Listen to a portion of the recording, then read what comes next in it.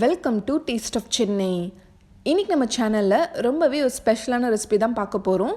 Key rice வாடா. நம்ம சேனலில் ஏற்கனவே பிரியாணி வாடா ரெசிபி பார்த்துருக்கோம். அந்த ரெசிபிக்கு அப்புறம் நிறைய பேர் எங்கிட்ட வந்து கீ ரைஸில் எப்படி வாடா செய்கிறது சொல்லித்தாங்கன்னு ரொம்ப நாளாக கேட்டுகிட்டே இருந்தீங்க. அது மட்டும் இல்லாமல் நிறைய வெஜிடேரியன்ஸும் சாப்பிட்ற மாதிரி வாடா செஞ்சு காட்டுங்கன்னு கேட்டுகிட்டே இருந்தீங்க. ஸோ நம்ம இன்னைக்கு வாடா வெஜ் அண்ட் நான்வெஜ் ரெண்டுமே எப்படி செய்கிறது தான் பார்க்க போகிறோம். ரொம்ப டேஸ்ட்டாக இருக்கும். மிஸ் பண்ணாமல் வீடியோ ஃபுல்லாக பாருங்கள்.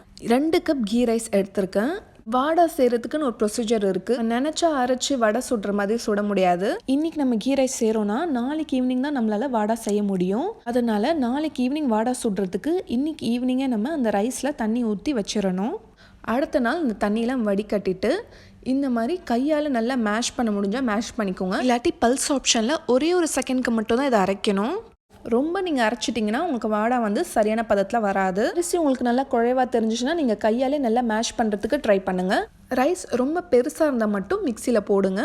மிக்சியில் போடும்போது ரைஸில் கொஞ்சம் கூட தண்ணி இருக்கக்கூடாது. அதுவும் பல்ஸில் ஒரு செகண்ட்க்கு மட்டும் தான் அரைக்கணும். இந்த ஸ்டெப் வாடாக்கு ரொம்ப ரொம்ப இம்பார்ட்டண்ட். ஸோ ரொம்ப கேர்ஃபுல்லாக பண்ணுங்கள். இந்த மாவு வந்து ரொம்ப அரைச்சிட்டிங்கன்னா வாடை உள்ளே வந்து குழக்குழன்ட்டே இருக்கும், சரியாக வேகாது. அடுத்த ஸ்டெப் வந்து ஒரு 1/2 கப் அளவுக்கு பச்சரிசி தண்ணியில் ஊற வச்சுருந்தேன். அதை தண்ணியெலாம் வடிகட்டிட்டு மிக்சியில் கொஞ்சம் குறன்னு இந்த மாதிரி அரைச்சிக்கோங்க. பார்க்குறதுக்கு இந்த மாதிரி இருக்கணும். அடுத்தது கடாயில் ஒரே ஒரு டீஸ்பூன் ஆயில் மட்டும் விட்டுக்கோங்க. இப்போது ஒரு வெங்காயம் கட் பண்ணி வச்சுருக்கேன். இப்போ வெங்காயம் நல்லா டார்க் ப்ரௌன் கலர் வர வரைக்கும் இதை நல்லா வதக்கிக்கலாம். இந்த அளவுக்கு ஃப்ரை ஆனதும் இப்போ இதை தனியாக எடுத்து வச்சிடலாம். திரும்ப ஒரு டீஸ்பூன் ஆயில் விட்டுக்கோங்க. அதில் ஒரு 1/2 கப் அளவுக்கு துருவிய தேங்காய் சேர்த்து நல்லா வறுத்து எடுத்துக்கோங்க. இப்போ தேங்காயும் நல்லா ஃப்ரை ஆகிடுச்சு. இப்போ இதையும் தனியாக எடுத்து வச்சிடலாம். இப்போ பவுலில் நம்ம அரைச்சி வச்சு இந்த கீ ரைஸ் சேர்த்துக்கலாம். அடுத்தது நம்ம பச்சரிசி நல்லா குறன்னு அரைச்சி வச்சுருக்கோம் இல்லையா, அதை சேர்த்துக்கலாம். அடுத்தது நம்ம ஃப்ரை பண்ணி வச்சுருந்த வெங்காயமும் தேங்காயும் சேர்த்துக்கலாம். தேவையான அளவு உப்பு சேர்த்துக்கலாம். அப்புறம் ஒரு டீஸ்பூன் ஆப்ப சோடா சேர்த்துக்கலாம். அப்புறம் காரத்துக்கு பச்சை மிளகாய் இல்லைன்னா சில்லி பவுடர் சேர்த்துக்கலாம். நான் ஒரு டீஸ்பூன் சில்லி பவுடர் சேர்த்துருக்கேன். இப்போ இது எல்லாத்தையும் நல்லா மிக்ஸ் பண்ணிக்கலாம். இந்த மாதிரி மிக்ஸ் பண்ணி வச்சுக்கோங்க. இப்போ ஒரு பிளாஸ்டிக் ஷீட் எடுத்துக்கோங்க. அதில் கொஞ்சமாக ஆயில் தடவிக்கலாம். உங்கள் 2 கையிலையும் கொஞ்சமாக ஆயில் தடவிக்கோங்க. இப்போ ஃபஸ்ட்டு வெஜிடேரியன் வாடை எப்படி செய்கிறதான் பார்க்க போகிறோம். இந்த மாவுலேருந்து ஒரே ஒரு பால் எடுத்து இந்த மாதிரி லைட்டாக தட்டிக்கோங்க. நடுவில் இந்த மாதிரி ஹோல் போட்டுக்கலாம். இதே மாதிரி எல்லா வாடையும் ரெடி பண்ணி வச்சுக்கோங்க.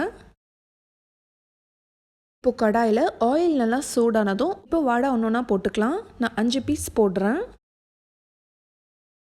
இப்போது ஒரு சைடு நல்லா ஃப்ரை ஆனதும் இதை திருப்பி போட்டுக்கலாம். இப்போது 2 சைடும் நல்லா வெந்துருச்சு. இதை எடுத்துடலாம். பார்க்கவே எவ்வளோ யம்மியாக இருக்குது பாருங்கள். அடுத்தது நான் வெஜிடேரியன்ஸ்க்காக நம்ம இறால் வாடா எப்படி செய்கிறதுன்னு பார்க்கலாம். சின்ன சின்ன பீசஸாக இந்த மாதிரி கட் பண்ணி வச்சுருக்கேன். இந்த மாதிரி 3 சைடு வச்சிடலாம். லைட்டாக ப்ரெஸ் பண்ணி விடுங்க. இந்த மாதிரி எல்லா வாடாவும் ரெடி பண்ணிக்கோங்க. இறா எப்பயும் வாங்கினதும் உப்பு மஞ்சத்தூள் சேர்த்து பாயில் பண்ணி நான் ஃப்ரீசரில் ஸ்டோர் பண்ணிப்பேன். ரொம்ப நாளைக்கு வரும். அதனால எல்லோ கலரில் இருக்குது.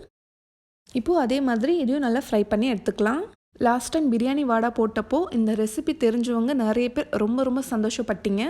வாடாவை பற்றி தெரியாதவங்க நிறைய ஏதோ கொஷின் கேட்டிருந்தீங்க. சாதம் எதுக்கு தண்ணியில் ஊற வச்சிங்க அப்படின்னு சொல்லி நிறைய பேர் எங்கிட்ட சண்டைலாம் போட்டிங்க. வாடா செய்கிறதுக்கு நம்ம நேச்சுரலாகவே ஈஸ்ட் கொண்டு வரணும். அதனால தான் ரைஸ் தண்ணியில் ஊற வைக்கிறது. இப்போ நம்ம ஆப்பம் மாவு புளிக்க வைக்காம ஆப்பம் சுட முடியுமா? அதே மாதிரி தான் ஒரு ரெசிபிக்குமே ஒரு ப்ரொசீஜர் இருக்குது. அந்த ப்ரொசீஜர் ஃபாலோ பண்ணால் தான் உங்களுக்கு வாடா நல்லா பதமாக சூப்பராக வரும்.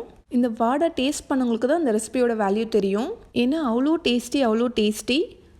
இப்போ நம்ம இறால் வாடை ரெடி ஆகிடுச்சு பாருங்கள். பார்க்க செம்மையாக இருக்குது. இந்த இறால் வாடை நம்ம சாப்பிடும்போது அந்த இறா வந்து எண்ணெயில் நல்லா ஃப்ரை ஆகி நல்லா முறுன்னு கிறிஸ்பியாக இருக்குங்க. டேஸ்ட்டை சான்ஸே இல்லைங்க. இது சுத்தமாக எண்ணெயும் குடிக்கல. இனி நீங்களும் வீட்டில் வாடை ரொம்ப ஈஸியாக அந்த மாதிரி ரெடி பண்ணலாம். இப்போ பாருங்கள், இதுதான் நம்ம இறால் வாடை. அதுக்கப்புறம் வெஜிடேரியன் வாடாவும் ரெடி ஆகிடுச்சு. நீங்களும் வீட்டில் ட்ரை பண்ணிவிட்டு எப்படி வந்துச்சு உங்களோட ஃபீட்பேக் எங்களுக்கு சொல்லுங்கள். இந்த வீடியோ உங்களுக்கு பிடிச்சிருந்தா லைக் பண்ணிவிட்டு உங்களோட ஃப்ரெண்ட்ஸ் அண்ட் ஃபேமிலிக்கும் ஷேர் பண்ணிக்கோங்க.